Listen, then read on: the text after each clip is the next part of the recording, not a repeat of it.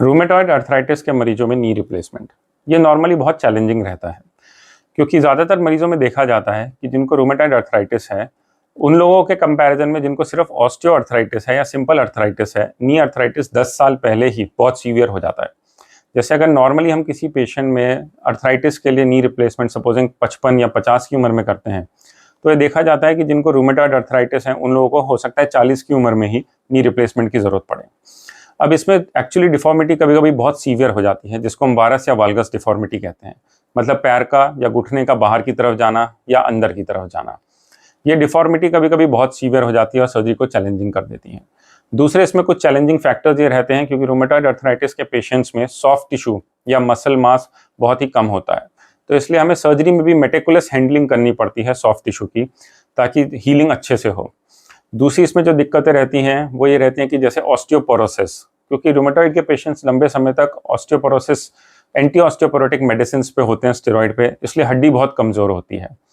दूसरा, इसमें कभी कभी सिस्ट, बोन सिस्ट या फिर सबकॉन्ट्रल सिस्ट जो कि खाली जगह होती हैं, खासतौर से टीबिया जो हमारी लेग बोन है उसके नीचे की तरफ, ये भी बड़ा चैलेंजिंग हमारे लिए कभी कभी सर्जरी में प्रॉब्लम क्रिएट करती हैं। इन सिचुएशंस में हम ध्यान ये रखते हैं कि हमारे पास बोन ग्राफ्ट भी रहे। तो रूमेटॉइड अर्थराइटिस के पेशेंट की जब भी हम सर्जरी करने जा रहे होते हैं उसमें हमें कुछ खास चीज़ें रखनी पड़ती हैं। जैसे हम बोन ग्राफ्ट रखते हैं कि अगर हमारे पास सिस्ट हुई या कहीं बोन डिफेक्ट हुआ तो हम उनको उससे फिल कर देते हैं। दूसरा, जो इसमें इम्प्लांट लगता है वो भी कभी कभी हमें स्पेशल तरह का लगाना पड़ता है, जिसमें कि स्टेम या एक्सटेंशंस रहते हैं ताकि स्टेबिलिटी ज़्यादा हो ऑस्टियोपोरोटिक बोन में। नहीं तो ऑस्टियोपोरोसिस की वजह से नॉर्मल इम्प्लांट कभी कभी जल्दी फेल हो जाते हैं, तो इन सिचुएशंस में हम खास तरह के इम्प्लांट भी लगाते हैं। तीसरी इसमें एक इंपॉर्टेंट चीज़ वो रहती है कि जो सॉफ्ट टिश्यू है कभी कभी उसमें हीलिंग के या इन्फेक्शन के चांसेस ज़्यादा होते हैं, क्योंकि मेथोट्रेक्सेट या इस तरह की दवाइयाँ जो चल रही होती है रूमेटॉइड के पेशेंट्स को, उससे टिश्यू की वेस्कुलैरिटी हीलिंग में भी फ़र्क पड़ता है, तो इन्फेक्शन के चांसेस भी इन लोगों में ज़्यादा होते हैं। तो खासतौर से रूमेटॉइड के पेशेंट की जब हम सर्जरी करते हैं तो हम इन्फेक्शन कंट्रोल पर बहुत ज़्यादा ध्यान देते हैं।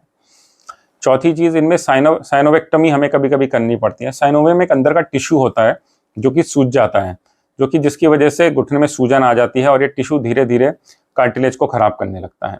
तो हम जब सर्जरी करते हैं तो साथ में कभी कभी हमें साइनोवेक्टमी भी करनी पड़ती है। रेयर केसेस में हमें कभी कभी कंस्ट्रेंट नी या उस तरह का नी भी लगाना पड़ता है जो कि लिगामेंट लैक्सिटी या लिगामेंट ना होने पर भी सर्जरी को सफल बनाता है। तो एक स्पेशल तरह का इम्प्लांट है जो हमें लगाना पड़ता है अगर किसी को रूमेटॉइड अर्थराइटिस है तो। रूमेटॉइड अर्थराइटिस के पेशेंट्स में फ्लेक्शन डिफॉर्मिटी भी एक बहुत बड़ा प्रॉब्लम रहता है। फ्लेक्शन डिफॉर्मिटी मतलब जो घुटना है वो मुड़ के रहता है, क्योंकि इस तरह के पेशेंट्स काफ़ी बार देखा जाता है कि व्हील चेयर पर बहुत लंबे समय तक होते हैं या बेड पे बहुत लंबे समय तक होते हैं। तो फ्लेक्शन डिफॉर्मिटी करेक्ट करने में भी हमको ध्यान रखना पड़ता है कि हम ज़रूरत से ज़्यादा नहीं कर दें, नहीं तो फिर मिड फ्लेक्शन इंस्टेबिलिटी नाम की एक चीज़ उसमें हो जाती है। तो ये सारी सर्जिकल टेक्निक्स या प्रोसीजर्स खास तौर से हम रूमेटॉइड अर्थराइटिस के नी में यूज़ करते हैं जब हम नी रिप्लेसमेंट कर रहे होते हैं, ताकि हम पेशेंट को एक बेटर रिजल्ट दे पाएँ। रूमेटॉइड अर्थराइटिस में नी रिप्लेसमेंट की ज़रूरत बहुत कॉमनली पड़ती है लोगों को, और इस नी रिप्लेसमेंट को सफल बनाने के लिए ही ये सारे स्पेशल टाइप के processes, bone graft, tissue handling techniques या फिर इम्प्लांट्स जो हैं ये डिवाइस हुए हैं।